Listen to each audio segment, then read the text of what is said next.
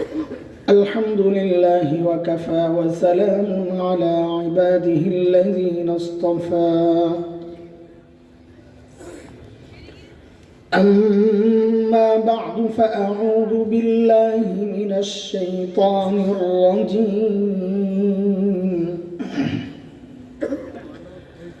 بسم الله الرحمن الرحيم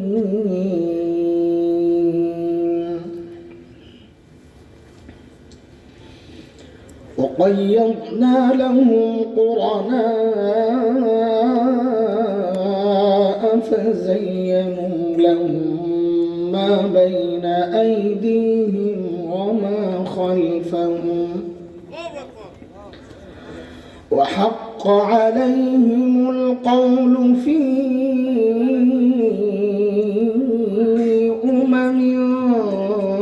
قد خلت من قبلهم من الجن والإنس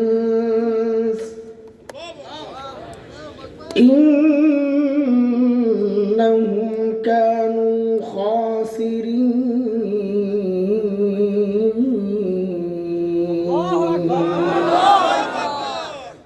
آمنت بالله صدق الله العلي العظيم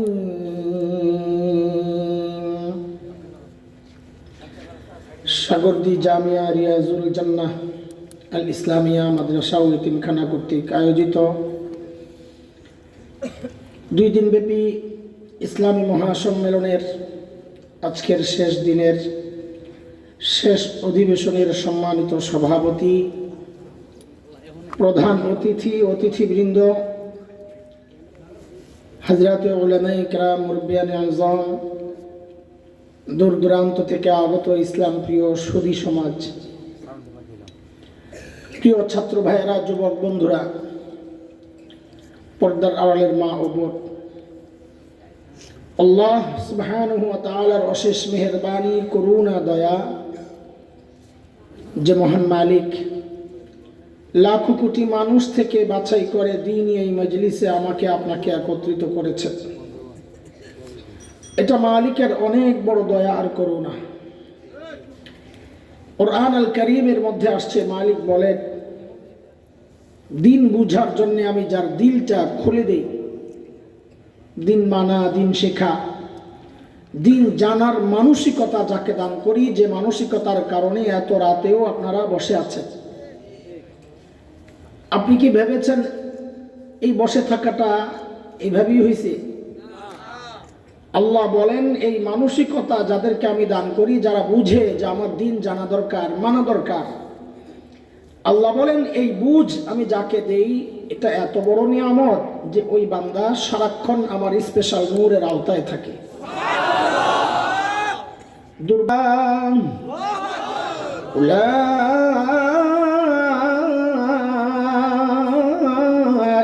ফি দালালিন মুবিন।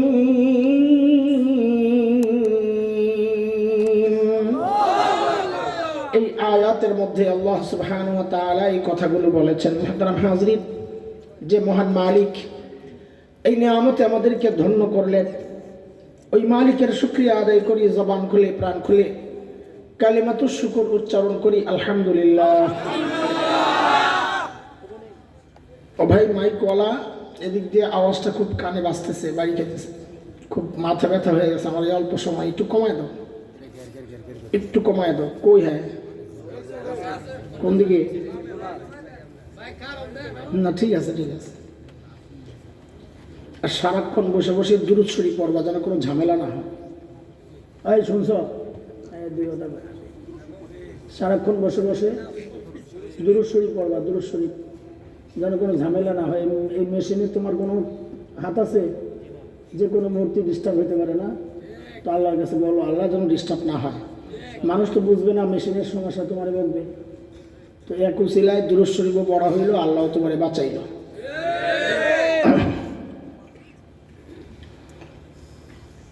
মুহতারাম হাজরিন, ঘোষক ঘোষণার সময় বলেছেন আমি অসুস্থ।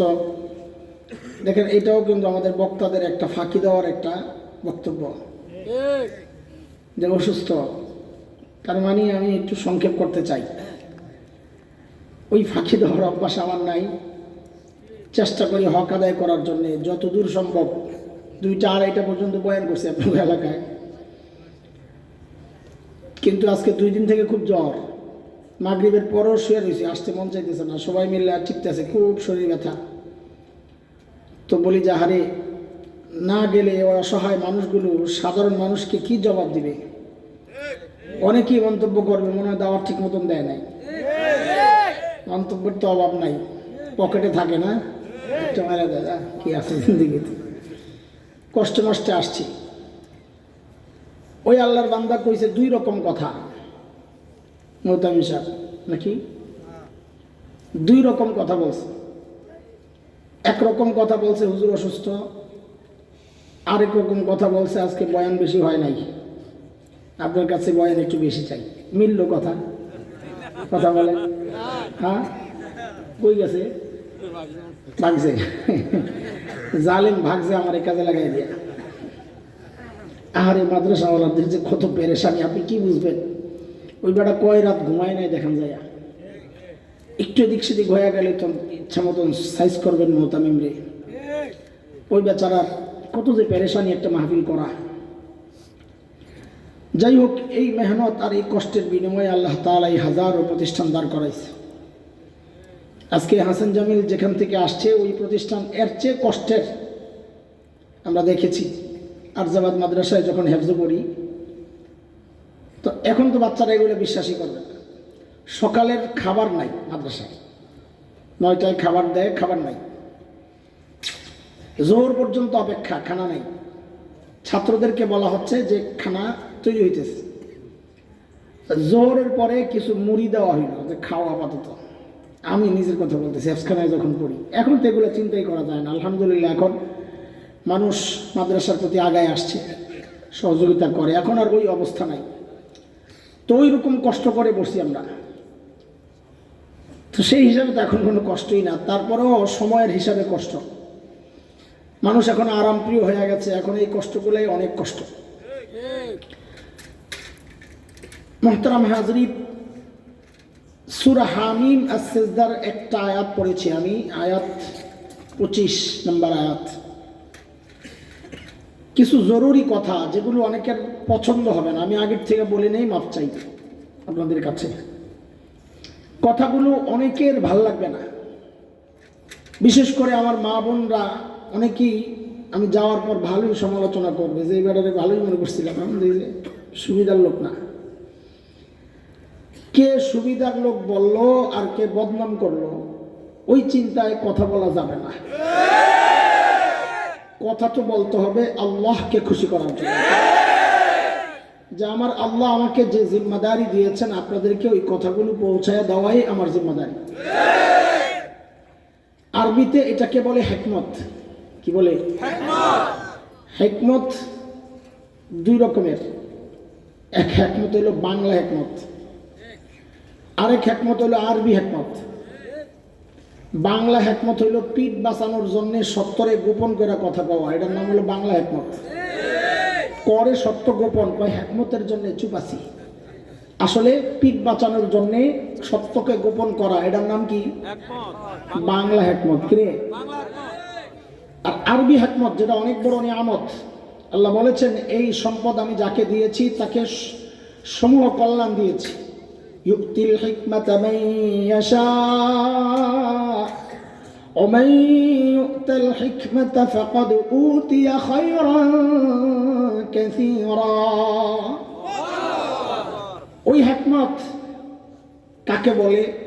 যেখানে যা দরকার সেখানে তা করা, তা বলা, তার নাম হইল আরবি হিকমত।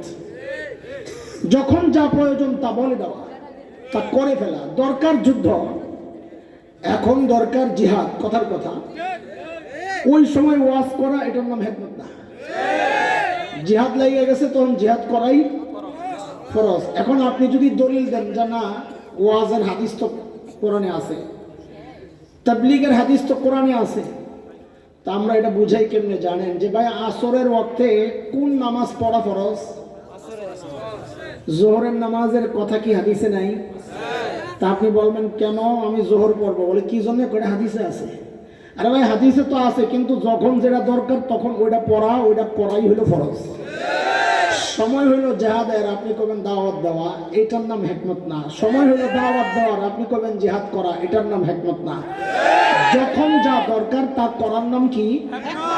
যখন যা বলার দরকার তা বলার নাম কি? হিকমত। আরবি হিকমত। সাবাস, আমার ভুল শুধরাইয়া দিস, আরবি হিকমত। তো আমি যে আয়াত কারিমা তিলাওয়াত করেছি, এই আয়াতের ব্যাখ্যা দিলে অনেকের ভাল লাগবে না, অনেক যুবক বিশেষ করে কষ্ট পাবে। ও ভাই, বিশ্বাস রেখো, তোমাদেরকে কষ্ট দেওয়ার জন্য এই কথাগুলো বলা না। আমরা তো তোমাদের জন্য কাঁদি আল্লাহর কাছে, চোখের পানি ফেলি। খাস কোনো মুহূর্ত আসলে আল্লাহর কাছে বলি, আল্লাহ এই যুবকগুলোর হেদায়েত দিয়ে দাও। তোমাকে খোঁচানো, কষ্ট দেওয়া, এগুলো আমাদের মাকসাদ না। মাকসাদ হচ্ছে তোমার চোখ খুলে দেওয়া। রোগী এখন তোমাকে অপারেশন করা লাগবে, ডাক্তার যদি কাটাছেড়া করে, বুঝতে হবে ওই ডাক্তার তোমার উপর দয়া করতেছেন। তুমি যদি ডাক্তাররে মাইট দাও যে আমার কাটলি কেন, তো তুমি বোকা। অপারেশনের দরকার হলে ডাক্তার কি করবে? কাটবে। তখন আর মলম লাগাইলে কাজ হবে না, প্যারাসিটামলে। দোস্ত, আমি যে আয়াতে কারিমা তিলাওয়াত করেছি, এই আয়াতে পুরো আয়াতের তরজমা আমি করছি না, আমার শুরুটা একটু দরকার। আল্লাহ তাআলা বলেন, ওয়াকাইয়াদনা লাহুম কুরানা, আমি তাদের উপর শয়তানকে সঙ্গী বানায়া চাপায়া দিছি। শয়তানকে চাপায়া দিছি। শয়তান, অন্য আয়াতে ব্যাখ্যা আসছে আল্লাহ শয়তান কার উপর চাপান। তো আল্লাহ বলেন, ওয়ামান ইয়াশু আন যিকরির রহমানি নুকাইয়িদ লাহু শাইতানা ফাহুয়া লাহু কারীন।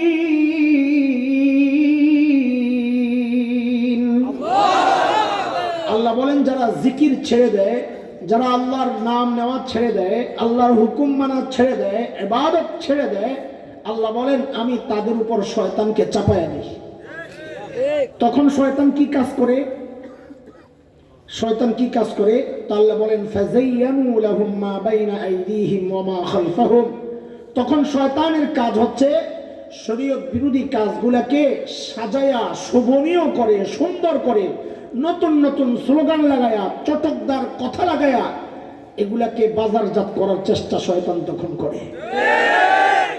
আল্লাহ বলেন হারাম, এরা বলেন এটা আধুনিকতা, নাম পাল্টায় দিয়েছে। দেখছেন, উদাহরণ দিলে আপনি বুঝবেন এই সমাজের কথা এগুলা। আপনারা তো এই সমাজের কথা শুনতে চান না। আপনাদের কাছে ফেভারিট ওয়াজ হচ্ছে কবরের ওয়াজ, আসমানের উপরের ওয়াজ, তাই না? এই মাঝখানে রিস্কি আলোচনা, এগুলো করা যাবে না, শোনাও যাবে না। আরে সুবহানাল্লাহ, হুজুর কত সাহস! কিন্তু দরকার এই দুইটার মাঝখানের ওয়াজ বেশি। থাকেন এই সমাজে কবরের ওয়াজ তো লাগবেই, কিন্তু কবরে কি করলে আযাব হবে ওগুলো আগে জানাই দেব না আপনাদের। ওইটা শুনতে চায় না, কবরের ওয়াজ করে। ও দোস্ত, শয়তানকে আল্লাহ তাআলা দুনিয়ায় পাঠাইছে। আচ্ছা, আরেকটা কথা আগে বলেনি, তাহলে বুঝতে সহজ হবে ইনশাআল্লাহ। এখানে এমন কোন বাবা আছে যে বাবা তার সন্তানকে একটা বন্ধ ঘরের মধ্যে আটকাইয়া, দরজা জানালা সব লাগাইয়া দিয়া ভিতরে বিষাক্ত সাপ ছেড়ে দিবে? একজনও নাই। এটা সম্ভব? যদি কোনো বাবা করেন বুঝতে হবে তিনি পাগল, অসুস্থ। সুস্থ বাবা এই কাজ করতে মা বলেন তো আল্লাহ তাআলা আমাদেরকে বেশি ভালোবাসেন না আমাদের বাবা মা? হাজার কোটি গুণ বেশি। কত কত কত? কারণ আমার মা আমার চোখ বানাইছে, কান বানাইছে, জিহ্বা, হাত পাও, কিছুই বানান নাই। তো মার মায়ার কতটুকু পেটের মধ্যে ধারণ করেছেন, লালন করেছেন, এই তো। কিন্তু আমার আল্লাহ আমার চোখ বানাইছেন, কান বানাইছেন, নাক বানাইছেন, সব বানাইছেন আল্লাহ। কত মায়া করেন আমারে। দরজা জানলা আটকায় আমি গোপনে গুনাহ করি, আল্লাহ কি মায়া করেন, ওই দরজার চিপা দিয়া নিচে দিয়ে আমার জন্য অক্সিজেন পাঠাইয়া দেয় যদি আমি মারা যাই। হায় হায় হায় হায়, কি মায়া মালিকের! এত মায়া সত্ত্বেও আল্লাহ তো ওই কাজটাই করলেন যে এই বন্ধ দুনিয়ার ভেতরে আমাদেরকে ছেড়ে দিয়ে শয়তান ঢুকাইয়া দিলেন। বুঝেন না এই কথা? মার পক্ষে বাবার পক্ষে বন্ধ রোমের মধ্যে বিষাক্ত শাক দেওয়া এটা অসম্ভব। তাহলে এই বন্ধ দুনিয়ার ভেতরে আল্লাহ আমাদেরকে এত ভালোবাসেন, তারপরেও বিষাক্ত শয়তান কেন ছেড়ে দিলেন? প্রশ্ন জাগে কি জাগে না? তো বলে আল্লাহ শয়তান ছাড়ছেন ঠিক, কিন্তু শয়তানের সব গোমর আমারে জানাইয়া দিয়েছেন। শত্রুর গোমর যদি জানা থাকে, ওই শত্রুকে পরাজিত করা কঠিন না সহজ? সব গোমর জানাইয়া অস্ত্র দিয়েছেন, ভয়ঙ্কর শক্তিশালী অস্ত্র। শয়তানের সব চক্রান্ত নস্যাৎ করার জন্য ওই অস্ত্র যথেষ্ট। তাইলে 1 নম্বর কাজ আল্লাহ করছেন, আল্লাহ সব গোমর জানাইয়া দিয়েছেন শয়তানের। 2 নম্বর কাজ হলো শয়তানের চক্রান্ত মোকাবেলা করার জন্য আল্লাহ কি দিছেন? অস্ত্র দিছেন। কয় জিনিস গেল? 3 নম্বর হচ্ছে অস্ত্র ব্যবহার করতে পারি নাই, যদি শয়তান আমাকে হামলা করে তো আল্লাহ বলেন তাও তুই ভয় পাইস না বান্দা, নিরাশ হইস না, আমি তোকে একটা ওষুধ দিয়ে দিই, তুই ওষুধটা লাগাইয়া দিস, সাথে সাথে শয়তানের ওই বিষাক্ত বিষ সাথে সাথে তোর শরীর থেকে বের হয়ে যাবে। কয় কাজ? শয়তানের সাথে সংশ্লিষ্ট কয় বিষয় বললাম? খেয়াল করেন, এটাই বয়া, এটাই বয়া।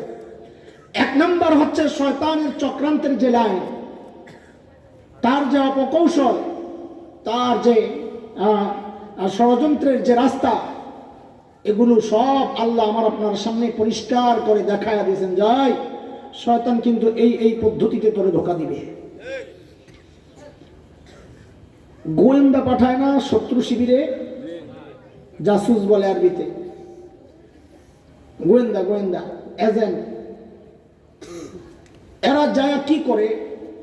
শত্রুর অবস্থানটা নিজের দলের কাছে পাঠায় দেয়, যে কোন সোজা কামান ফিট করছে, কোন জায়গায় কতগুলো সৈন্য আছে, কোন জায়গায় বারুদ আছে, এগুলো সব যখন শত্রুর হাতে থাকে, বলেন তো শত্রু যতই শক্তিশালী হোক তাকে মোকাবেলা করা কঠিন না সহজ? ওই বারুদের গোডাউনের মধ্যে একটা বোম মেরে দিলে তো সব কাম শেষ।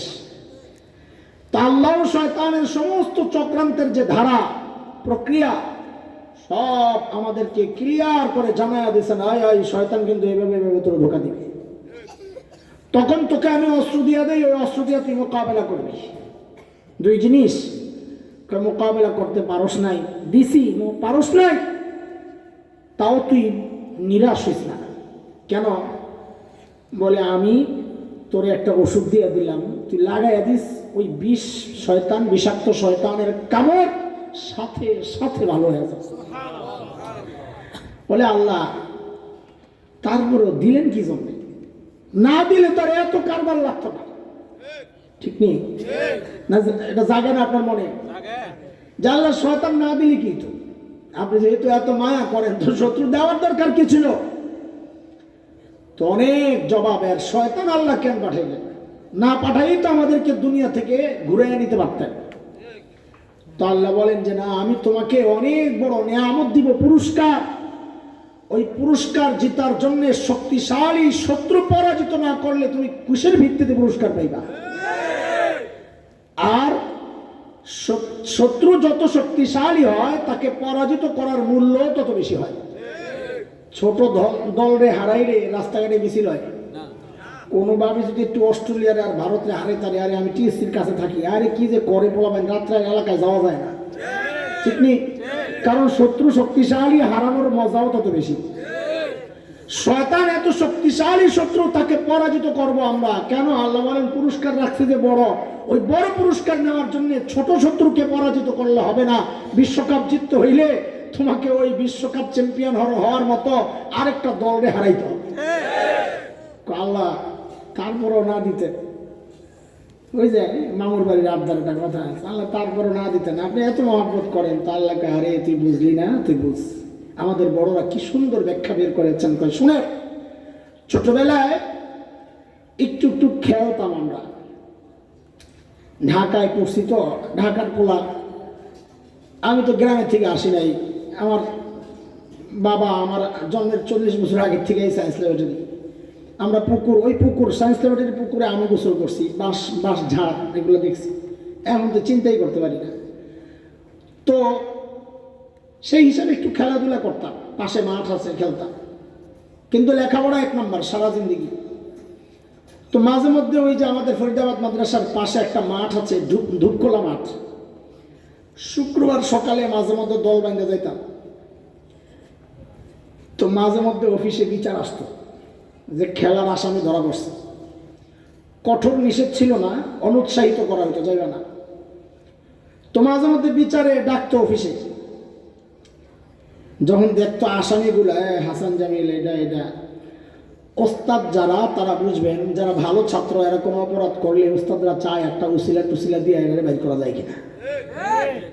ওইটা আমরাও বুঝতাম যে আমার প্রতি একটা দুর্বলতা আছে, তা আমিও সুযোগ খুঁজতাম। তো যেই জিজ্ঞেস করতো আই তুই কেন গেছস, তো আস্তে করে ওই যে ক্লাসের সবচেয়ে দুষ্ট যেটা ওটার উপরে চাপাই দিতাম, হয়ে গেছে। হুজুর তো চাইতেনি এমন একটা কিছু যে আমি কোন রকম আরেকজন উপরে দিয়ে আমি সাইড হই। হ্যাঁ তারপরে কেন গেলি যা, তারপরে ওরে ধরতো তুই নিজে খারাপ, ভালোগুলো খারাপ করস কিরে তুই।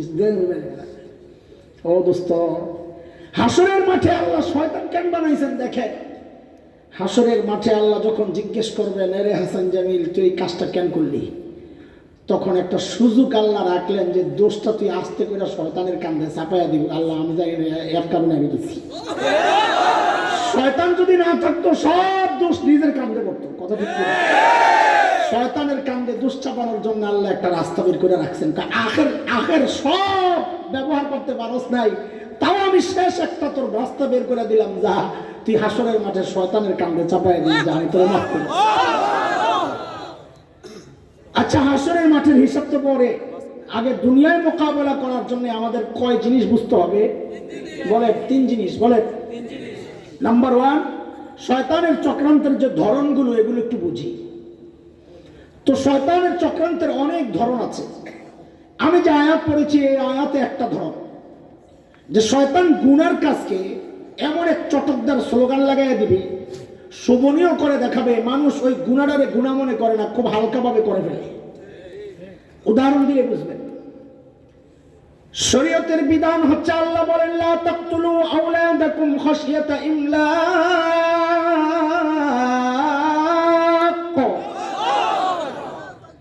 আল্লাহ বলেন দারিদ্রতার ভয়ে সন্তান হত্যা করা যাবে না। নবী বলেন তাজাওয়াজুল ওয়াদুদাল ওয়ালুদ ফাইন্নী মুকাসিরুন বিকুমুল উমাম। আমার উম্মত, বিয়ে করবা 2 শ্রেণীর নারীকে, 2 স্বভাবের নারীকে, 2 শ্রেণী না 2 স্বভাবের নারীকে। 1 নম্বর যারা স্বামী ভক্ত হয়, স্বামীকে বেশি ভালোবাসে, বলে তাইলে বিয়ার আগে একটু পীড়িত করা লাগবে, নাইলে কেমনে বুঝবো? না না না, ওই মেয়ের মায়ের খবর লও, বোনের খবর লও, ফুফুর খবর লও, পরিবারের অন্যান্য মেয়েদের খবর লও, জামাইয়ের লোকের কাজ্জা করে না মিলজুল আছে। 2 নম্বর নবী বলেন ওই মেয়েকে বিয়ে করো যারা সন্তান বেশি প্রসব করে। ওই যে আপনাদের পিসা হুজুর কালকে বয়ান করে গেছেন না, ওনাদের পরিবারের মেয়েদের অনেক বাচ্চা হয়, এটা আমাদের এলাকায় জানা আছে সবার। নবী বলেন কেন ওই মেয়েকে কেন বিয়ে করবা যে সন্তান বেশি প্রসব করে? নবী বলেন কারণ আমি হাসরের মাঠে আমার উম্মত বেশি, এটা নিয়ে আমি গর্ব করতে চাই। আহারে শয়তান কি চক্রান্ত করেছে দেখেন। নবীর ওই গর্বের জায়গাটায় কুঠারাঘাত করেছে শয়তান। আমার আপনার সামনে শরীয়তের এই বিধানকে শয়তান কিভাবে হালকা বানায়া দিছে দেখেন। শরীয়ত বলে জন্ম নিয়ন্ত্রণ হারাম, বলে শরীয়ত বলে জন্ম নিয়ন্ত্রণ। শয়তান এটারে চটকদার একটা স্লোগান বানায়া বাজারজাত করে ফেলছে। বলে কি চটকদার স্লোগান বানাইছে শয়তান? স্লোগান বানাইছে সুখী সংসার। কি নাম দিছে? শরীয়ত কয় হারাম, শয়তান কয় 2টি সন্তানের বেশি নয়, 1টি হলে ভালো হয়। খবিসগুলা দেখছেন কি কারবার? শরীয়তের বিরুদ্ধে কি স্লোগান বানাইছে? 2টি সন্তানের বেশি নয়, 1টি হলে ভালো হয়। অথচ নবী বলেন বেশি বেশি হলে ভালো হয়। আমি গর্ব করতে চাই। আবার আয়াত দিয়ে দলিল দেয়, কোরআন দিয়ে দলিল দেয়। আবার বাপ্পা কি দলিল দেয়? কলা তাকতুলু ইন্নামা আমওয়ালুকুম ওয়া আওলাদুকুম ফিতনাহ। বড় বড় সাইনবোর্ডে, জন্ম নিয়ন্ত্রণের সাইনবোর্ডে আমি দেখতাম, এটা আর হাসতাম। ওটার মধ্যে কোরআনের আয়াত লেখা ইন্নামা আমওয়ালুকুম ওয়া আওলাদুকুম ফিতনাহ। নিশ্চয়ই তোমাদের সন্তান, এক নম্বর হইল নিশ্চয়ই তোমাদের সম্পদ, মাল এবং তোমাদের সন্তান ফিতনা। এটা তো ঠিকঠাক মতোই লাগছে। এরপরে কয় যেহেতু সন্তান ফিতনা, এটারে কমায়ালো। কিন্তু ধোকাটা কি দিছে আপনি খেয়াল করেন নাই? আল্লাহ তো আয়াতে দুই জিনিসের কথা বলেছেন। কয় জিনিস? প্রথম হইল নিশ্চয়ই তোমাদের মাল, নিশ্চয়ই তোমাদের মাল এবং তোমাদের সন্তান ফিতনা। সন্তান ফিতনা হওয়ার কারণে যদি কম লইতে হয়, তাহলে মালেরও তো আল্লাহ ফিতনা বলছেন, এটারও তো কম করার কথা। তোর অ্যাকাউন্ট নাম্বার দে, টাকা দিয়ে আমারে দিয়ে দে। যারা জন্ম নিয়ন্ত্রণ করবা আয়াত দিয়া দলিল দিয়া বলবো তোর টাকা সব আমারে দিয়ে দে, কারণ টাকাও ফিতনা। টাকা কি বলে দেখছেন নি? কি বাটপার, খালি বাটপার না ওরে বাটপার। আমি ওর মজা পাই। আরে আমার ভাই হাফিজুর রহমান দামাত বারাকাতুহু আলাইহি কি যে এক কথা বলে দিল, এটা বলতেও মজা লাগে একটা। সেটা শয়তানের ক্ষেত্রে ব্যবহার করলে খুব ভালো হয়। ওরে বাটপার, মানুষকে না। খেয়াল করে, খেয়াল করে। শরীয়তের বিধান হচ্ছে আরে যুবক, এই গুনায় 90% উপরে মানুষকে শয়তান লাগায়া রাখছে। শরীয়তের বিধান হচ্ছে, নবী বলেছেন মা আসফালা মিনাল কাবাইনি মিনাল ইজারি ফিন্নার। যে পুরুষের কাপড় টাকনুর নিচে চলে যাবে সে জাহান্নামী। নাউজুবিল্লাহ, আরো জোরে নাউজুবিল্লাহ। নাউজুবিল্লাহ তো পড়ছো, কিন্তু চেক করলে দেখা যাবে অধিকাংশের কাপড় টাকনুর নিচে। কথা ঠিক? শরীয়ত বলে টাকনুর নিচে কাপড় পরা কি? চিল্লায় বলে। শয়তান নাম দিছে ফ্যাশন। শয়তান নাম দিছে। আল্লাহ বলেন আমি তো আগেই জানাইছি, ওয়াকাইয়াদনা লাহুম কুরানা ফাযায়্যানু লাহুম মা বাইনা আইদিহিম ওয়া মা খালফাহুম। শয়তান শরীয়ত বিরোধী কাজকে সাজায়া দেখাবে, শোভনীয় করে দেখাবে, চটকদার চমকদার স্লোগান লাগায়া বাজারজাত করবে। বুঝতেছেন কথা? এই বলেন তো টাকনুর নিচে কাপড় পরা হারাম কাদের জন্য? না, পুরুষের জন্য। বলেন কাদের জন্য? বলেন বলেন বলেন। শয়তান কয় এখানে ফ্যাশন আমি বানাবো, কয় যাদের কাপড় টাকনুর নিচে পরার কথা। শয়তান কয় তোর ফ্যাশন টাকনুর নিচে না, ওই তুই বেটি, তোর ফ্যাশন টাকনুর উপরে। মাইয়া গো পায়জামা ওঠাই দিছে উপরের দিকে। কথা ঠিক? কথা ঠিক? বাজারে দেখা যায়নি মাইয়ার পায়জামা কোন দিকে, অথচ যাওয়ার কথা কোন দিকে? ছেলের পায়জামা নিচের দিকে, অথচ যাওয়ার কথা কোন দিকে? শয়তান কয় এটার নাম ফ্যাশন, শরীয়ত কয় হারাম, শয়তান নাম দিছে। আপনারা জানেন না টাকনুর নিচে কাপড় পরা হারাম? যে জানেন না? আপনারা যে জানেন এর প্রমাণ কি? প্রমাণ হইলো মসজিদে গেলে দেখি প্যান ব্যাট বটে বটে নিয়ে। তা আমি তো মাঝে মধ্যে আমার মসজিদে ওয়াজের জায়গায় ওয়াশ করি। কি করি? ওয়াজ না কি ওয়াশ ওয়াশ ওয়াশ তো বুঝেন, ডবল ধোলাই। মানুষ কবুল করে আলহামদুলিল্লাহ, অনেকদিন আছি, মহাব্বত ঢুকে গেছে। এখন ধমক টমক দিলেও বেশি একটা রাগ হয় না, নিজেকে মানুষ মনে করে। তো আমি মাঝে মধ্যে বলি রে ভাই, এই যে টাকনুর উপরে কাপড় ওঠান কি জন্যে? কয় হুজুর এটা পুরুষের জন্য হারাম, ফরজ ফরজ। তো বলি ভাই রে এটা তো নামাজের ফরজ না, এটা পুরুষের ফরজ। কার ফরজ? তাইলে এবার আসেন যুক্তিতে আসেন। আপনি মসজিদে ঢুকে ওই ফরজ আদায় করেন, টাকনুর উপরে কাপড় ওঠান, কারণ তখন আপনি পুরুষ। তাইলে মসজিদ থেকে বাইর হইয়া যখন টাকনুর নিচে কাপড় চলে যায়, আপনি কি বলতে চান? এখন আমি বেরি। কথা বুঝতেছেন? আমার তো কষ্ট হইতেছে, কিন্তু আপনাকে বুঝতে কষ্ট হয় না তো? আরে এত আসতে কি রে কারবার? আমি যে কষ্ট করতেছি, ওই যে একবারে বলে ডিম খাইয়া হাসে না, এটা একটা মুসিবত। মুসিবত দেখলে হাসতে হয় না। না না, গরম পানি আনতে চাইতেছে, আমার উপকার করতে চাইতেছে, আর তোরা হাসতেছস, জাযাকাল্লাহ লাগো। কিন্তু কাপে করে আনিস না, সাদা গ্লাসে আনিস। কাপে করে আনলে পাবলিক কেউ চা খায়। হ্যাঁ, চায়ের বিরুদ্ধে কারণ দেখছো রে, বিপদে বইরা নিজেও চা খায়। সাদা গ্লাসে রাখতে হবে, তাহলে দেখা যাবে যে গরম পানি খায়। কারো চাইলে মনে চাইলেও খাই, বলে গরম পানি খায় নাকি বেশি, পেট নষ্ট হইব না আমার। বলতেছি দোস্ত, টাকনুর নিচে কাপড় পরা এটাকে ফ্যাশন বানিয়ে দিয়েছে শয়তান। অথচ এটা কি বলেন তো? কথার ধরন বুঝতেছেন আজকে কি আলোচনা চলতেছে? তো শুনেন, গতকালকে একজন একটা পোস্টার পাঠাইছে আমার মোবাইলে, তো ফেসবুক নাই, আরেকজনের মোবাইলে দেখছি ওটা, ওখানে আমি বলছি তুই পোস্টারটা রাখ, আমার কাজে লাগবে, কিন্তু আমি আর লইতে মনে নাই। পোস্টারটা হইল, আরে নাউজুবিল্লাহ, ছেলে আর মেয়ে দুইজনের ছবি, মুখ দেখা যায় না। ছেলের গলায় ক্রুশ,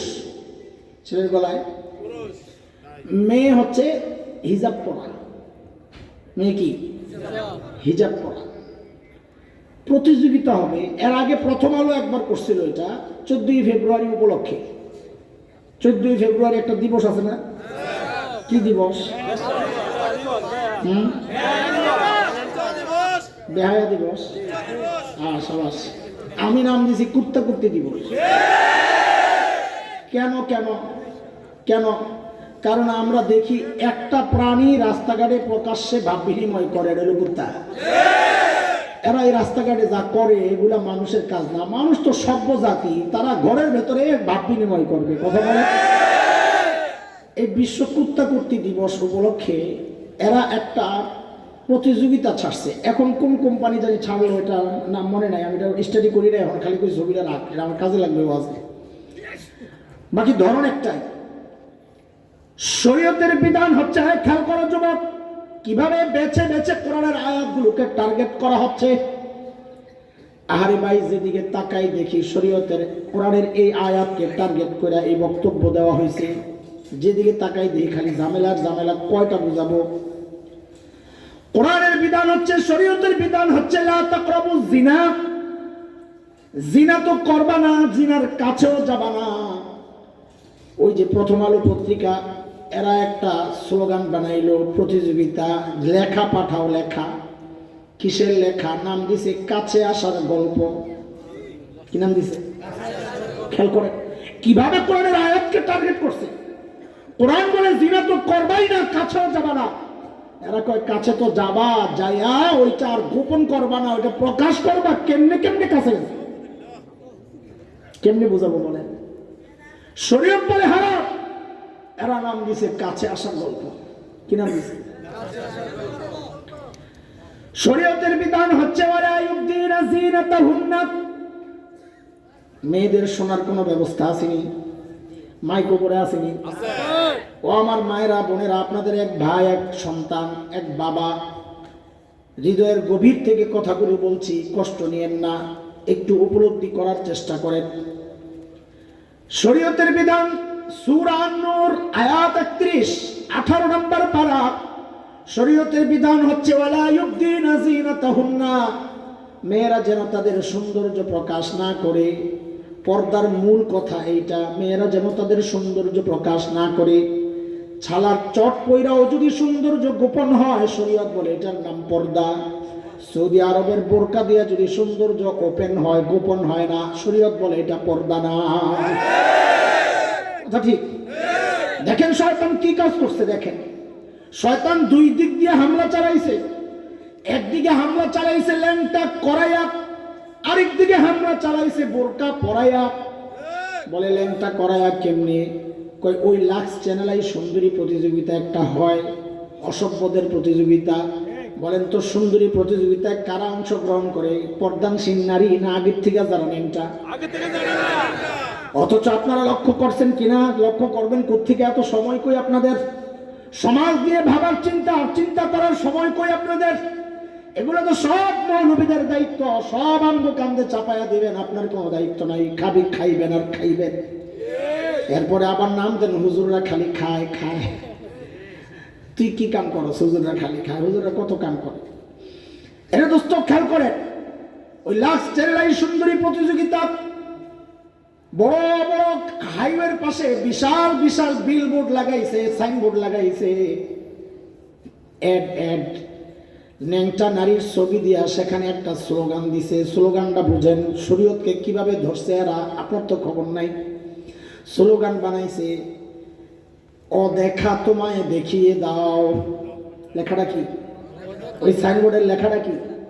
ও দেখা তোমায় দেখিয়ে দাও। একটু ব্যাখ্যা বিশ্লেষণে চলেন তো। রে ভাই, ওই সুন্দরী প্রতিযোগিতায় পর্দানশীল নারীরা যায় না, ন্যাংটা বেডিরা যায়? তো ন্যাংটা বেডি তো আগের থেকেই ন্যাংটা। এরে কয় এখনো যেগুলা দেখাও নাই অদেখা তোমায় দেখিয়ে দাও, বাকিগুলাও খোলো। অথচ শরীয়তের বিধান হচ্ছে মেয়েরা সৌন্দর্য প্রকাশ করবে না। এইভাবে শরীয়তের এই বিধানকে তারা আক্রমণ করেছে। দিনদাররা তো এই আক্রমণের শিকার হবে না, শয়তান তো জানে। এই জন্য শয়তান আমার দিনদার বোনদেরকে হামলা করছে। কেমনি? কয়েক তাদেরকে এমন বোরকা পরাইয়া দিছে যে বোরকা সৌন্দর্য গোপন হয় না, বরং সৌন্দর্য ওপেন হয়। কথা ঠিক? কষ্ট নিয়েন না, কষ্ট নিয়েন না। কথাগুলো শুনতে খারাপ লাগবে, শ্রুতিকটু মনে হবে, কিন্তু আমাদের জিম্মাদারিটা বলে দেওয়া। ওই আরব আমিরাতের বোরকা, সৌদির বোরকা, কাতার, কুয়েতার, মিশরের বোরকা, এগুলা দিয়া সৌন্দর্য গোপন হয় না ওপেন হয়? আপনারা বলেন। এই সাজসজ্জা, এই ঝাকঝিক ঝিকঝাক, এই যে কালার, আর ওই যে নাম দিছে ফ্যাশন হাউস। ওই যে আমাদের কাটা বনে একটা বোরকার দোকান আছে, আমি দেখি আর অবাক হই। বোরকার দোকানের নাম দিছে ফ্যাশন হাউস। বোরকা কি ফ্যাশন করার জিনিস না ফ্যাশনকে গোপন করার জিনিস? জিনা, জিনা হইল ফ্যাশন। শরীয়ত বলে লা ইউবদিনা জিনাতাহুন্না, মেয়েরা যদি তাদের সৌন্দর্য প্রকাশ না করে, ও মায়েরা ও বোনেরা, এইরকম বোরকা দিয়া কোনোদিন পর্দা হবে না। কেন? আল্লাহর নবী বলেছেন সাল্লাল্লাহু আলাইহি ওয়াসাল্লাম, আল্লাহর নবী বলেছেন কিয়ামতের আগে নারীদের অবস্থা বলেছেন হুন্না কাসিয়াতুন আরিয়াত। কিয়ামতের আগে এমন এক সময় আসবে মেয়েরা পোশাক পরবে। নবী বলেন পোশাক পরেও তারা ন্যাংটা। পোশাক পরেও ন্যাংটা। বলেন বলেন, পোশাক পরেও ন্যাংটা। বলে হাদিসের ব্যাখ্যা কি? বলে আমি ব্যাখ্যা দিলে তো আমার দৌড়ানি দিবে। ব্যাখ্যা আমি দিব না, আপনারা বলেন। বর্তমান সময়ে দুনিয়ার সবচাইতে বড় আলেম কে? বলে দেখছেন? এই জায়গা থেকেও এক নাম আসছে, আপনারা বলেন।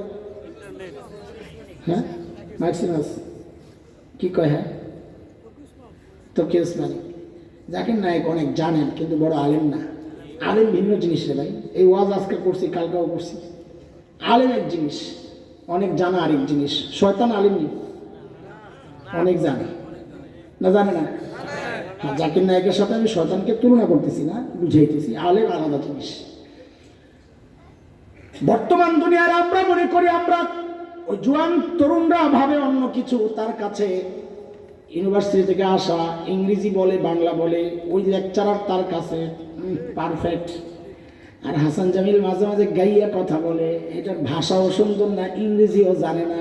এই স্কলার না, কিনা স্কলার না। তোর স্কলার হওয়ার জন্য আমি পড়ি নাই, আমি আলেম হওয়ার জন্য পড়ছি। সিলেটে এক ভদ্রলোক লন্ডন থাকে, ঘরোয়া মজলিস বয়ান টয়ান করতে যাবো, এর মধ্যে কিছু কথাবার্তা হইতেছে। আমার কয়, হুজুর আপনি লন্ডন গিয়েছেন? আমি মক্কা গেছি। হ্যাঁ, বুঝতে পারি না আমি কোন লাইনে আগাইতেছি। একটু পরে কয় প্যারিস যাওয়া হয়েছে? আমি মদিনা গেছি। আমি জিজ্ঞেস করি কি আপনি বলেন কি? আমাকে হ্যাঁ, আপনার কাছে লন্ডন আর প্যারিস যতটা আকর্ষণের, আমার কাছে মক্কা মদিনা তার চেয়ে 1000 কোটি গুণ বেশি আকর্ষণ। আপনি ওইটারে গর্ব মনে করেন, আমি মনে করি মদিনার মাটি আমার কপালে লাগে। এর চেয়ে গর্বের কি আছে? তোদের কাছে ওই জাকির নায়েক বড় হিট, কারণ তুই ওইটাই বুঝস। আমার কাছে আল্লামা তকি উসমানী বড় আলেম। ওই চমকের নাম এলেম না, দিন না। দিন চমকের জিনিস না, দিন রুহানি জিনিস। কথা কর। আরে দোস্ত, এই ব্যাখ্যা আমার না, মুফতি তাকি উসমানী দামাত বারাকাতুহুল আলিয়া বলেছেন 3 কারণে নারীরা পোশাক পরলেও তাদেরকে ল্যাংটা বলা হবে। বলেন কয় কারণ? একটু মিলে দেখেন এই সমাজে পাওয়া যায় কিনা। এটা আমি কিছু বলবো না, আপনারা খালি তাকি উসমানীর ব্যাখ্যাটা শোনেন। এই আবার বলেন ব্যাখ্যা কার? বলেন বলেন, মুফতি তাকি উসমানী দামাত বারাকাতুহুল আলিয়া ব্যাখ্যা কার? এই ব্যাখ্যা হযরত বলেছেন কয় কারণে মেয়েরা পোশাক পরেও ল্যাংটা। বলেন না কয় কারণ? 1 নম্বর, মেয়েরা পোশাক পরেছে কিন্তু সতর খোলা। ওই যে ব্লাউজ পরছে এরকম গলা কাটা, হাতা কাটা, এই হাত দেখা যায়, পিঠ দেখা যায়, ভেতর দেখা যায়। আহারে, পিঠ দেখা যায়, পেট দেখা যায়, কত কিছু দেখা যায়। সে মনে করে আমি ফ্যাশনের পোশাক পরছি। শরীয়ত বলে আরিয়াত, তুই পোশাক পরস নাই, তুই পোশাক পরাও ন্যাংটা। 2 নম্বর ব্যাখ্যা কার?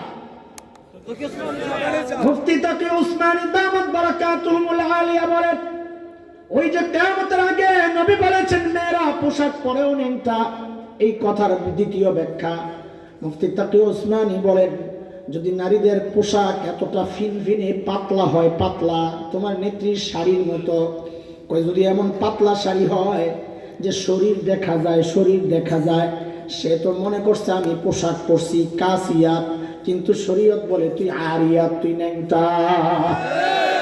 আবার কেউ ব্যাখ্যাটা কার? না হাসান জামিলের? কাজী দোষ যা কার? দোষ তালে তালে তালে মিলায় দোষ।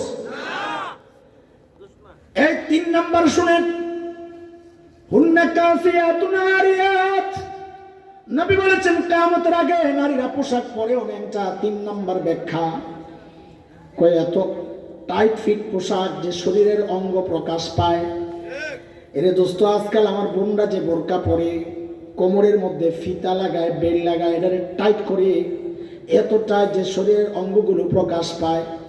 আমার মেয়েরা আছে এখানে, তাদের সামনে কথাগুলো বলা আমার জন্য বিব্রতকর, কিন্তু না বললে শিখবে কোত্থেকে বলেন? আমার তো বলতে লজ্জা লাগতেছে, কিন্তু না বললে তো জানবে না। আরে বোন, তুমি তো ভাবতেছো তুমি পর্দা করো। মুফতি তাকি ওসমানী বলেন না, যেই কাপড় পরলে অঙ্গ ফুটে ওঠে তুমি মনে করো তুমি পোশাক পরছো, কিন্তু শরীয়ত বলে আরিয়া, তুই ন্যাংটা। এইবার বলেন তো, এই বোরকা দিয়া পর্দা হয় না ফ্যাশন হয়? অথচ শয়তান নাম দিছে, কয় না তুই পর্দা করস। আল্লাহ কয় কি জানেননি? ওমাইয়াশু আন যিকরির রহমানি নুকাইয়িদ লাহু শাইতানা ফাহুয়া লাহু কারীন ওয়া ইন্নাহুম লায়াসুদ্দুনাহুম আনিস সাবিলি ওয়া ইয়াহসাবুনা আন্নাহুম মুহতাদুন। আল্লাহ বলে শয়তান তাকে হেদায়েতের রাস্তা দিকে সরায়া দিছে, অথচ সে ভাবে আমি হেদায়েতের উপর আছি। মিলেনি না? শয়তান তো তাকে শরীয়তের পর্দা থেকে দূরে সরায়া দিছে, কিন্তু আমার বোন মনে করে আমি পর্দানশীল নারী। কোরআন কিন্তু একদম ধৈরা ধৈরা সব জানায়া দিছে, আমাদের খবর নাই। এই সূরা নূর আয়াত 30-31, যুবকরা খেয়াল কর, কোন কোন আয়াত? সূরা নূর পর্দার বিধান আছে যে আয়াতগুলোতে। এই আয়াতে আল্লাহ নবীকে ডেকে বলেন, কুল্লিল মুমিনিনা ইয়াগুদ্দু মিন আবসারিহিম ওয়া কুল্লিল মুমিনাতি ইয়াগুদ্দুনা মিন আবসারিহিন্না। নবী আপনি মুমিনদেরকে বলে দেন তারা যেন দৃষ্টি অবনত করে। পর্দা খালি নারীদের জন্য না, পুরুষের জন্যও পর্দা। পুরুষের পর্দা কি? দৃষ্টি নিচে রাখবে আর সতর ঢাকবে। মেয়েদেরকে বলে দেন তারাও যেন দৃষ্টি অবনত করে। নবী আলাইহিস সালাম বলেছেন, আন-নাজরু সাহমুন মাসমুমুন মিন সিহামি ইবলিস। এর যুবক খুব খেয়াল কর, খেয়াল করে। ইবাদতে মজা কেন পাস না দেখ, খালি গুনাহ করতে মনে চায় কেন দেখ। আল্লাহর হাবিব বলেন, এই নজর, নজর কুদৃষ্টি, কুদৃষ্টি, হারাম জায়গায় তাকানো, নবী বলেন এটা শয়তানের বিষাক্ত তীর। কোন তীর বলেন? নবী খালি তীর বলেন নাই, কি বলেছেন? কি বলেছেন? বিষাক্ত তীর আর খালি তীরের মধ্যে পার্থক্য কি? কয় দেখো, খালি তীর লাগলে জখম হয়, মলম লাগাইলে ভালো হয়ে যায়, কিন্তু বিষাক্ত তীর যখন লাগবে, ওই বিষটা যখন রক্তের সাথে মিক্সড হবে, মুহূর্তের মধ্যে রক্ত তো দৌড়ায়, মুহূর্তের মধ্যে ওই বিষ সারা শরীরে চড়ায়া যায়, ঠিক কিনা? এই চোখ দিয়ে যখন তুমি গুনাহ করবা যুবক, এটা এমন বিষাক্ত তীর, এই তীরের মাধ্যমে গোটা শরীরের অঙ্গগুলো তোমার গুনাহ করার জন্য জায়গা ওঠে। এই চোখের কারণে তোমার কান গুনাহ করতে চায়, জিহ্বা গুনাহ করতে চায়, হাত গুনাহ করতে চায়, লজ্জাস্থান গুনাহ করতে চায়, সব অঙ্গগুলা গুনাহ করতে চায়। কেন? ওই বিষাক্ত তীরের মাধ্যমে গোটা শরীরের অঙ্গগুলা গুনার জন্য জায়গা উঠছে। এত মারাত্মক গুনাহ এটা। অথচ এই চোখকে যারা হেফাজত করে, হাদিসে আসছে আমাদের আকাবেররা বারবার বলেছেন, চোখকে হেফাজত করো, দেখবা ইবাদতে মজা পাইবা। সময়ের একজন আলোচিত পীর জুলফিকার দামাত বারাকাতুহুমুল আলিয়া, তিনি নিজে বলেছেন, আমি নিজ কানে শুনছি, অন্যের কথা বর্ণনা দিচ্ছি না। তিনি বলেন, আমি 30 বছর বয়সে আল্লাহর হাবিব সাল্লাল্লাহু আলাইহি ওয়াসাল্লামকে 100 বারের উপরে স্বপ্ন দেখছি। বয়স কত দেখছেন? কত? হযরত কি বলেন জানেন? আমার দিলের সাক্ষী। মানুষের মনে ডাক দেয় না যে কি জন্য দেখলাম, কোন আমলের কারণে মনে একটা ডাক দেয় না? হযরত বলেন, আমার দিলের সাক্ষী, এই নিয়ামত আল্লাহ আমারে দিয়েছেন কেন? আমি আমার চোখের হেফাজত করছি। এটা শোনার পর থেকে আমার ভিতরে এমন একটা প্রভাব সৃষ্টি হয়েছে যে আরে ঠিকই তো, যে চোখ দিয়ে আমি হারাম জায়গায় তাকাবো, ওই চোখ দিয়ে আল্লাহ তার প্রিয় হাবিবকে কেন দেখাবেন? আরে যুবক, যদি প্রিয় হাবিবকে স্বপ্নে দেখতে চাও তো ওই চোখকে হেফাজত করো। এত ভয়ঙ্কর গুনাহ এই চোখের গুনাহ। অথচ দেখেন শয়তান এমন এক চটকদার স্লোগান বানায়া যুবকদেরকে গুনায় লাগায়া দিছে। এটার নাম দিছে কি? শয়তান কয় ক্রাশ খাইছে। কি নাম দিছে? আরে বলস না তোরা, হুজুররা তো বলবে না, ওই বুড়ারাও বলবে না, তোরা বল। শয়তান নাম দিছে কি? এটা ক্রাশ খাইছে। দেখছেন নি কারবার? শরীয়ত কয় তুই একটা জঘন্য হারাম কাজ করছস, শয়তান নাম দিছে ক্রাশ খাইছে। কথা কর বলে, এটা কোত্থেকে আসলো? আল্লাহ তো আগে জানিয়ে দিয়েছেন, ওয়াকাইয়াদনা লাহুম কুরানা ফাযায়্যানু লাহুম মা বাইনা আইদিহিম ওয়া মা খালফাহুম। শরীয়ত বিরোধী কাজটারে শয়তান এমন ভাবে সাজায়া দেখায়, শোভনীয় করে দেখায়, মানুষ ধোকায় পড়ে যায়। কথা বুঝতেছেন নি? লাগতেছে একটু না? এইবার যে আসলটা লাগবে, তোরা কি পালাবি নি? কথা কও। আরেকবার বাজে কয়টা?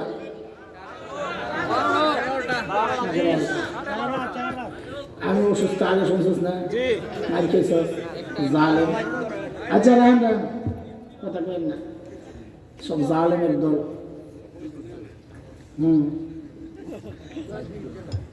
আমি হাজিরা দিই না রে ভাই, আমারে বলতে হবে না। আমি যতক্ষণ মনে করবো যে কথাগুলো বলা দরকার, এই 2টা বাজুক আর 2.5টা বাজুক, আমার কাম চলতেই থাকে। আয় আল্লাহ। সোনারগাঁয়ে একদিন গত বছর 2 বছর আগে মনে হয়, আমার আগে মুফতি সাখাওয়াত ভাই বয়ান করছেন, আমারে দিয়েছে 12টার সময়। লোকজন একটু এলো বলো, মনটাও খারাপ হয়ে গেছে। কই যা করে আল্লাহ, আমার কাম আমি করি। বয়ান শুরু করছি, আস্তে আস্তে দেখি মানুষ আইতেছে বাইর থেকে। বয়ান করছি বয়ান শেষ করে রুমে কই কয়টা বাজে? কই 2:45। এই কয়দিন আগে এনে কই বয়ান করলাম রাত্রে 2টা 1:30 পর্যন্ত। হ্যাঁ হ্যাঁ, সিন্ধি আমাদের এমপি সাহেব লম্বা সময় কালেকশন করছেন, 12টার পর পর্যন্ত উনি কালেকশন করছেন। কালেকশনের বক্তারা ব্যর্থ, এখন এমপি সাহেব নিজে নেমে গেছে নিজের এলাকার মানে। খুব ভালো, এটা আমার ভালো লাগছে। তারপরে আমি বয়ান করছি, তখন 2টার উপরে বয়ান যখন ছাড়ি, এখন মানুষ না উঠলে আমি কেমনে তাড়াম? আমি এটা সবসময় আল্লাহ শুকর, আমি হাজিরা দিই না। যতক্ষণ মনে হয় কথাগুলো বলা দরকার আমি বলতে থাকি। কেউ গেলেও আমি ছাড়ি না। অনেক সময় মাহফিল ভাইয়া গেলে তাড়াতাড়ি ছেড়ে তো বিদায় করে দেন, 2-3 দিন থাকলেও চলে। আমার কথা বলা দরকার, মাইক করা তো আর যাইব না। এত বেতন এখন টাকা তো পায় নাই, তো হেরে তো আটকাইছি। যা করে আল্লাহ, যা শোনানের হেরে শোনাই দেবো। এরপর কারো যাইতে মনে চাইলে যায় না, আবার রোজ করবে। এই বেটা এমন এক আজীব জিনিস, তেল, চাল, দাম, আলু, পেঁয়াজ, রসুন।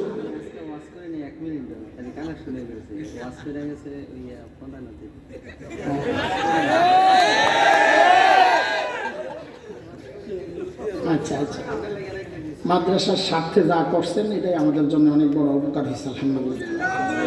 ওয়াজ তো কত শোনে, প্রত্যেক জুমায় শোনেন না ওয়াজ? আজকে মাদ্রাসার স্বার্থে কিছু সময় আল্লাহর বান্দা দিয়েছে। আমি মহাব্বত করে ডাকি জোনপুরের হুজুর না, জোনপুরের বিশ্বাস রাহিত না এরকম সাদা চেহারা, ডাকি জোনপুরের হুজুর, খুব মহাব্বত করে আমারও। আচ্ছা শুনে বলতেছি, এইবার একটা ভয়ঙ্কর হামলা আইতেছে তো গোপরে। আচ্ছা আচ্ছা, ঠিক আছে রাখ, মাশাআল্লাহ, আল্লাহ কবুল। আরে দোস্ত, খেয়াল করো যুবক, শরীয়তের বিধান হচ্ছে, নবী আলাইহিস সালাম বলেন, কসুস শারিব ওয়াফুল নুহা। ও আমার ইমানদার বান্দারা, মুশরিকদের খেলাফ করো, বলে মুশরিকরা যেমন করে তুমি কইরো না। বলে কি করবো ইয়া রাসূলুল্লাহ? নবী বলেন কাসসুস শারিব ওয়া ফুল্লুহা, তুই মুছ কাট, দাড়ি ছাড়, দাড়ি রাখ। নবী বলেন মুছ কাটতে আর দাড়ি রাখতে। শয়তান এটার নাম দিয়েছে স্মার্ট। কত ধরনের চক্রান্ত চলে একটু খেয়াল করেন না? ওই যে রেজার কোম্পানি অ্যাড বানাইছে, যুবকের খসখস খুসখুসে দাড়ি, একটু একটু দাড়ি, রাস্তায় চলে মেয়েরা তার দিকে তাকায় না, ক্রাশ খায় না, খালি এমন করে কি রে বেরিয়ে আমার দিকে তাকায় না কি জন্যে? ঘরে যে অ্যাড বানাইছে কত জঘন্য, খেয়াল করে কত জঘন্য অ্যাড বানাইছে। যায়া আয়নায় দেখে নিজের চেহারা, করে কারবার তো এটা খোসা খোসা দাড়ি। যাই একটা যে কোম্পানির রেজারের অ্যাড, ওই কোম্পানির রেজার একটা লয়, মারতে থাকে। এখন সাফান সাফা। এখন যখন রাস্তায় বের হয়, এখন সব মেয়েরা খালি তাকায়। কি জঘন্য অপরাধ করছে, খেয়াল করছে। শরীয়ত বলে তুই দাড়ি কাটবি না, শয়তান বলে তুই যদি দাড়ি না কাটস তুই তো আনস্মার্ট হয়ে যাবি রে। এর যুবক, তুই স্মার্ট হওয়ার জন্য দাড়িগুলা কাট। আরে কি ধোকায় তুমি পড়ছো বলো তো? দাড়ি কাটা জায়েজ না হারাম? গুনাহ হয়নি? কোন গুনাহ? কোন গুনাহ? সগীরা না কবিরা গুনাহ? বলেন কোন গুনাহ? কেমন কবিরা গুনাহ একটু ব্যাখ্যা দিবনি? এরে ভাই, আমার গবেষণা, আমি খুব খুঁজি রাস্তায় শুয়া শুয়া, এই যে বালিশের মধ্যে হেলান দিয়া খালি চিন্তা করি, এগুলা খুঁজছি খালি যে এই দাড়ি কাটা ছাড়া এমন আরেকটা গুনাহ নাই যে মৃত্যুর সময় মানুষ দুনিয়াবাসীর সাক্ষী বানায় যে এই গুনাহটা আমি করতাম। একমাত্র গুনাহ দাড়ি কাটা। সবাই জানলো এই গুনাহটা সে করে। আসেনি আর গুনাহ? এমন গুনাহ আর আসেনি? বলে যেটা শরীরের মধ্যে প্রকাশ পাইছে এই গুনাহ সে করতো, এমন আরেকটা গুনাহ দেখান দুনিয়াবাসী সাক্ষী। খেয়াল করেন, একজন মুসলমানের জন্য সবচাইতে কাঙ্ক্ষিত একটা মুহূর্ত বাইর করেন। আমি চিন্তা করে বাইর করছি। নবী আলাইহিস সালাম বলেন, ইন্না আকরাবা মা ইয়াকুনুল আবদু মির রাব্বিহি ওয়া হুয়া সাজিদ। একজন বান্দা আল্লাহর সবচেয়ে নিকটে পৌঁছে যায় যখন সে সিজদায় লুটায়। তাইলে একজন ইমানদারের জন্য সবচেয়ে দামি মুহূর্ত কোনটা?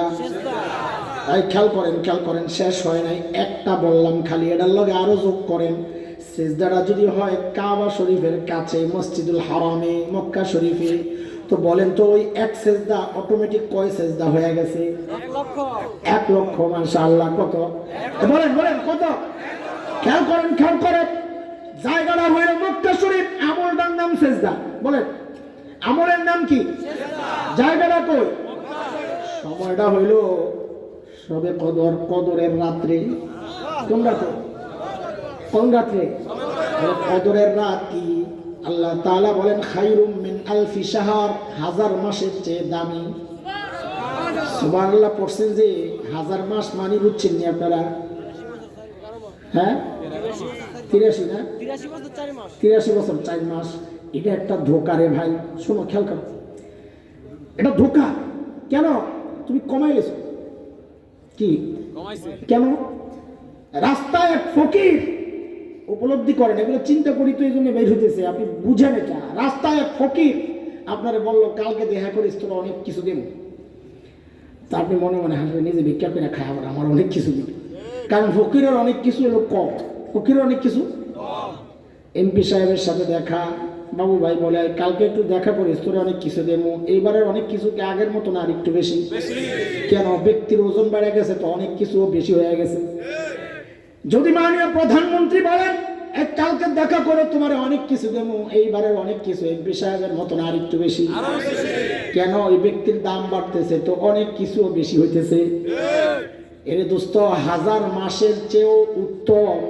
আল্লাহ বলেন নাই 1000 মাস, আল্লাহ বলেন খায়রুম মিন আলফি শাহর, 1000 মাসের চেয়েও উত্তম। বলে কত উত্তম? বলে আল্লাহ যত বড় বেশিও তত বেশি। কত? বলে 83 বছর। কেন? 83 লক্ষ বছর হইলেই কি? 83 কোটি বছর হইলেই কি? কেন? আমার আল্লাহ যত বড় বেশিও তত বেশি। 83 বই আমরা ঠকাইতে চাই পাবলিক। না, এইভাবে বলবেন না। তাইলে এবার বুঝেন সেজদা দিছে কোথায়? বাইরে গেছে কয় গুণ? 1 লক্ষ। কত? এক সেজদার দাম কত? এই 1 লক্ষ সেজদা লাইলাতুল কদরের ফজিলতের কারণে কত লক্ষ কোটি গুণ বেড়ে গেছে, কোনো হিসাব নাই। এরে ভাই, যদি তুমি দাড়ি কাটাওয়ালা হও তো এমন মুবারক মুহূর্তেও তুমি গুনাহগার। খেয়াল করতেছেন? চিন্তা করছেন এটা? হাজরে আসওয়াদের চুমা দিছেন, চুমা। একজন মানুষের সবচেয়ে কাঙ্ক্ষিত মুহূর্ত এটা, হাজরে আসওয়াদ চুমা দেওয়া। হাজিরা যারা হজে গেছেন তারা আপনারা দেখেছেন সবচেয়ে ভিড় পড়ে ওই হাজরে আসওয়াদের কাছে। কারণ চুমাটা দেওয়ার সাথে সাথে চুম্বকের মতো গুনাগুলারে টাইনা সব খায়ালায়। আল্লাহু আকবার। দোস্ত, তোমার যদি দাড়ি না থাকে, হাজরে আসওয়াদের চুমা তুমি দিতেছো, কিন্তু শরীয়ত বলে এখনো তুই গুনাহ করতেছস। আরাফার মাঠে আল্লাহর রহমত বৃষ্টির মতো পড়তে থাকে আর গুনাহগুলো ধুইতে থাকে। শয়তান দূর থেকে চিৎকার করে আর চুল দাড়ি কাটে ছিঁড়ে বুক চাপড়ায়। আরে সারা জিন্দেগীর মেহনত সব গেল শেষ হইয়া, সব গুনাহ মুইছা সব সাফ হয়ে যাচ্ছে, কিন্তু সাথে সাথে আবার তোমার আমল নামায় গুনাহ লেখা হচ্ছে। যদি তুমি দাড়ি কাটাওয়ালা হও, সবার পক্ষে পুরো গুনাহ সাফ করে আসা সম্ভব, দাড়ি কাটাওয়ালার জন্য সব গুনাহ সাফ করে আসা সম্ভব না, কারণ তার গুনাহ তো কন্টিনিউ চলছে। কথা বুঝতেছে? শয়তান নাম দিছে কি? স্মার্ট। শরীয়ত বলে, শরীয়ত বলে শয়তান নাম দিছে। আরে দোস্ত, দাড়ি কাটলে স্মার্ট হয়, এটা তোরে বলছে কেটা? শয়তান। হ্যাঁ, সাবাস, ওই আয়াত তাই কয়, দাড়ি কাটলে স্মার্ট হয়। এটা কে বলেছে? বলেন তো, দুনিয়ার সবচেয়ে স্মার্ট পুরুষের নাম কি? এত আজ থেকে সবাই মিলা বলেন না, সবচাইতে স্মার্ট পুরুষের নাম কি? এর যুবক খেয়াল কর, মহাব্বতের সাথে বলতেছি, তুই রাগ করিস না রে ভাই, কথাটা বুঝার চেষ্টা কর। অনেকে মনে করে দাড়ি হলো বুড়া কালের জিনিস। না না, এটা পুরুষের জিনিস। এখনো সময় হয় নাই। গাদা কখন সময় হয়? আল্লাহ ওই সময়ই বাইর করেন দাড়ি। রাখার সময় যখন হয় আল্লাহ তখনই কি করেন? দাড়ি বাইর করেন। তুই জানোস কখন সময়? তুই মনে করছো সাদা হইলে রাখার সময় হয় না? যখন রাখার সময় হয় তখনই কি হয়? আল্লাহ দাড়ি বাইর করেন। গাদা। এই বলেন তো, দুনিয়ার সবচেয়ে স্মার্ট পুরুষের নাম কি? প্রিয় হাবিব মুহাম্মদুর রাসূলুল্লাহ সাল্লাল্লাহু আলাইহি ওয়াসাল্লাম। একটু মহব্বতের সাথে বলেন তো, আমার নবী যে কত সুন্দর জানেন না আপনারা? হায় হায় হায় হায়। আরে আম্মা জান আয়েশা রাদিয়াল্লাহু তাআলা আনহার বর্ণনা। আম্মা জান বলেন, মিশরের মেয়েরা নবী ইউসুফের সৌন্দর্যে পাগল হইয়া নিজেদের ছুরিগুলা দিয়া হাতগুলো কেটেছিল। কোরআন বর্ণনা দিচ্ছে সূরা ইউসুফে, ওয়াকাত্তানা আইদিয়াহুম ওয়াকুলনা হাশা লিল্লাহ